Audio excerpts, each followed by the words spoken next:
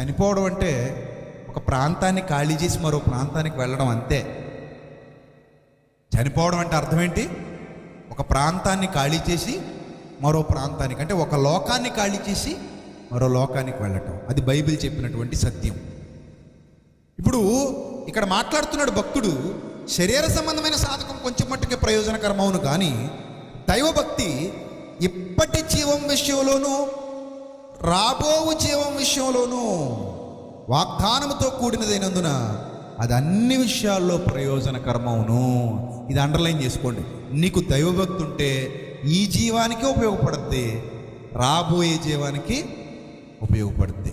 నువ్వు దైవభక్తి కలిగి ఉంటే ఎక్కడా అది నీకు ప్రయోజనమే, ఎక్కడి నుంచి వెళ్ళిపోయాక కూడా నీకు ప్రయోజనమే. 60 ఏళ్ళు ఈ జీవితం అనుకో, నువ్వు నిజంగా దైవభక్తి కలిగి ఉన్నావు అనుకో, ఈ 60 ఏళ్ల జీవితంలోనే నీకు అది ఉపయోగమే, నీకు మేలే, దానివల్ల నీకు ప్రయోజనం.